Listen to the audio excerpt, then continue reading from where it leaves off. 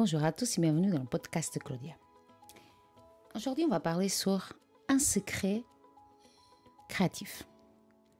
Oui, il y a des secrets dans la créativité. En fait, pas autant que ça. On peut penser qu'il y a des secrets pour être créatif. Mais surtout, le plus grand secret de la créativité, c'est se renseigner. Oui, se renseigner, s'éduquer pour être plus créatif. Et aujourd'hui, je vais vous parler d'une de mes découvertes aussi, parce qu'il faut continuer à s'enseigner, continuer à s'éduquer, continuer à apprendre sur la créativité. C'est un livre qui s'appelle « Voler comme un artiste » de Austin Kleon. Dans son livre, lui, il explique vraiment, qu'est-ce que je dis depuis très longtemps aussi, que rien ne se crée vraiment. Tout peut être copié. Qu'est-ce que ça veut dire dans la réalité? Ça veut juste dire qu'on peut, on doit, et c'est même conseillé d'être attentif et piquer les idées aux autres, remplir notre boîte magique, c'est notre cerveau, de plein de nouvelles idées, pour pouvoir après donner à notre système cognitif de nouveaux chemins neuronaux, de nouvelles possibilités. Oui, voler des choses aux autres, voler des idées, et récolter tout ça, et pouvoir faire du mix, de la magie après, avec nos propres expériences, notre propre vision, là, recréer de nouvelles choses.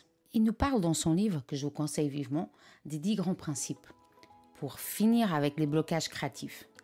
Il nous montre 10 pas pour vraiment pouvoir voler, être un expert en ça et devenir un vrai artiste. Il faut déjà définir qu'est-ce que c'est un vrai artiste. Et cette mythe qu'il y a autour d'être artiste, c'est pas juste qu'on crée une œuvre d'art qui est exposée au Louvre ou dans n'importe quel autre musée.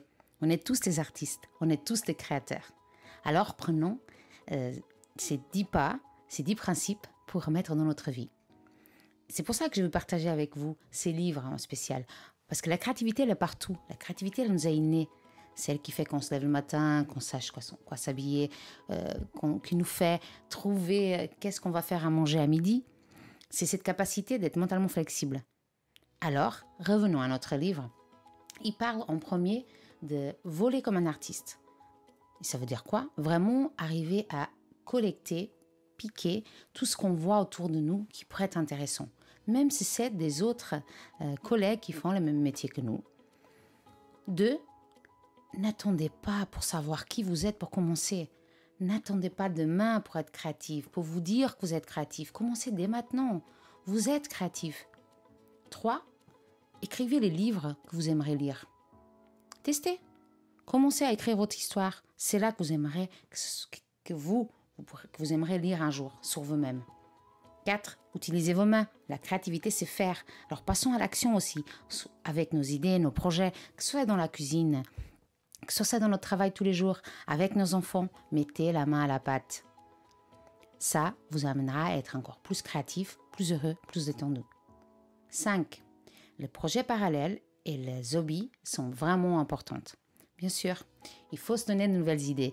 Il faut aller vivre des autres expériences pour pouvoir ajouter à notre boîte magique, à cette boîte qui est notre cerveau, plus encore de nouveautés, de nouvelles possibilités pour qu'après, plus tard, on puisse connecter toutes ces idées ensemble. 6. Le vrai secret, faire un bon travail et le partager avec les autres. Parce que quand on partage avec les autres, il y a de nouvelles possibilités qui s'ouvrent. C'est le feedback des autres, c'est aussi leurs opinions, mais les nôtres, ça va nous faire développer, faire aller plus loin dans une idée qu'on a. 7. La géographie n'est plus une limitation. De nos jours, avec Internet, avec toutes les possibilités qu'on a, on a l'information à la distance d'un petit clic.